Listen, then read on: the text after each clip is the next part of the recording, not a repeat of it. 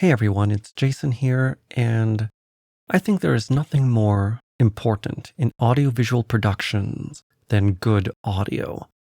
And today's topic on that account is S sounds, or how to fix harsh S sounds in your audio. S sounds are the sounds when you, pronounce the letter S, like a snake. How do you fix them? So in this video, I'm probably going to teach you more about S sounds than you ever wanted to know. First, we're going to talk about why some S sounds are harsh. Second, we're going to talk about what causes these harsh S sounds and how to fix them. And hopefully that will help you make your S sounds in your video better. Question: why do some S sounds sound harsh? In order to gain insight into this problem, let's look at this graph. This is a graph I made of the S sounds in various high-budget movies. The sound level is shifted for each movie against the average in the 4,000 to 6,000 hertz range. And you can see we have various movies here, and we have also two samples of audio that came from my microphone, the Audio-Technica AT875R, raw audio, unprocessed, no de-essing applied. And we can see in this graph that there is one major difference between the good sounding S sounds in these movies and the S sounds that came when I recorded a video with my microphone. And that is the frequencies in the 8,000 to 10,000, approximately 8,000 to 10,000 hertz range are much higher in my raw audio samples compared to the movies. And that is what makes S sounds harsh.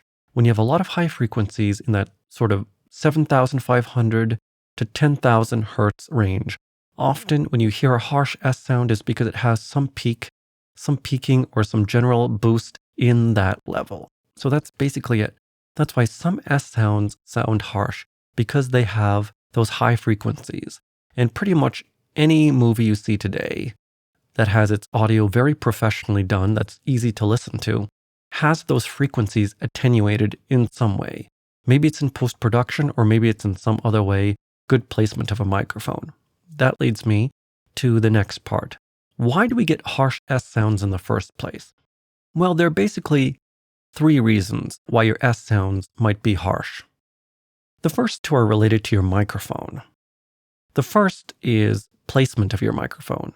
If you place your microphone too close to your mouth, your S sounds are going to be accentuated and their volume is going to be too loud, and as a result, the S sounds in your video or audio are going to be harsh. The solution then is to place the microphone farther away. Now that's possible in a very well-treated room. If you have a very well-treated room where the echo is dampened by proper treatment of the walls and the floors, or you have a lot of furniture in the room and it's really dampening your sound, and the audio quality, you just got good acoustics basically, the audio quality in that room is great, then you can move your microphone farther away, and that's going to help you attenuate your S sounds a lot. The problem is, if you're recording in a poor space or a poorly treated room, then moving your microphone away might introduce some additional problems. For example, you might get more echo in your audio because the echo is going to be more audible relative to the source signal. So it's a good idea to move your microphone farther away as far as you can, as long as you can still get good audio, but don't move it too far because then your audio is going to sound too echoey and you don't want that either. So that's kind of the first cause of harsh S sounds. And we can deal with these harsh S sounds with a de-esser. So we're going to talk more about that. But first, let me tell you the second problem. And the second problem is also microphone related. And that is, some people have the strange habit of using a lav microphone as a microphone by placing the lav microphone up to their mouth like this. This is talking directly into a lav microphone. You don't want to do that. If you place a lav microphone very close to your mouth, lav microphones are often accentuated or boosted in the high frequencies. So you're going to get especially harsh S sounds because lav microphones are meant to be worn near your chest. If you put them right up to your mouth, then you're going to get harsh S sounds as well. So again, this is another microphone-related problem. And there's one final reason why your S sounds might be harsh, and that is because of your mouth. Some people produce harsher S sounds than others, and some people don't have very consistent S sounds. Me, for example. I can say something and have a very soft S sound, and then in the next minute, I can say something else and have a much harsher S sound. So what does this all mean, and how do we deal with it? Now, the first step to making your S sounds sound better, try say that like 3 times or something, is to de-ess. Let's look at the de-esser in DaVinci Resolve. It's a pretty simple tool. It has a narrow band and a wide band. I suggest using the narrow band. And you drag this kind of curve, and you can drag it down to increase the attenuation of the S sound. And you can also move it around to target specific frequencies. Of course, there are 2 questions. How strong do you want the de-essing? And which frequencies do you target? Now, there are some presets in this thing, but I suggest doing it manually. And as for the magnitude of de-essing, you have to kind of use your ear. Once you figure out the correct frequencies, you just use your ear and drag it down just as much until the S sounds sound good. So the more important question is obviously, which frequencies do you target? Now, the default frequency is just below 8,000 hertz, and that's a good start. But what I suggest you do is take some of your imported audio, and this is going to be different for different projects because you might use different microphones, your mouth might sound different on different days, or you might just be recording different people.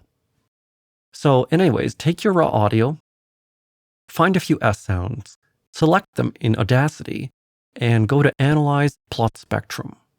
You will see the problems with your S sounds. If you have some problems, you'll see them here. You'll see some peaks. Look at where the peaks are. If you have a lot of strong frequencies around 8,000 hertz, target 8,000 hertz. I know some people have S sounds that are harsh because of lower frequencies. Plot your S sounds and you'll see which frequencies are the worst. Some people have harsher S sounds at higher frequencies. I've seen some S sounds be harsher at around 8,500 hertz. So you can target those frequencies instead. And that's about it. You select those frequencies which are most problematic in your S sounds, and then sort of drag the curve down to attenuate it by a certain amount. Typically, you'll have to start at around minus 5 dB, but if that's not enough, you can drag it down to around minus 10 dB, and that will probably be good enough. But then the question is this enough to de-ess your audio? Sometimes it will be. If you have very consistent S sounds, then the de-esser can take care of most of the harshness for you. But the problem is, it might not always be enough because, like I said, some people produce harsh S sounds one moment and then softer ones the next. And even if the de-esser takes care of 80% of them, you might still have a very harsh S sound that creeps into your audio. How do you take care of that? Well, in that case, you can either say, well, that's good enough, or if you want really professional audio, you have to edit these S sounds manually. Now, how to do that? Well, the first thing to do is, I've noticed that some S sounds have very harsh peaks while others don't. So if some of your S sounds, for example, have a harsh peak at around 9,000 hertz, but others don't, simply go to the equalizer, the filter curve EQ equalizer, and create a curve that attenuates those specific frequencies at around 9,000 hertz. Drop it by between minus 5 and minus 10 decibels. Of course, you don't want to do that every time, so simply go to the macro manager in Audacity, create a new macro, create a filter curve step in your macro, and sculpt the curve so that it attenuates the problematic frequencies. Then you'll probably want to bind that to a key.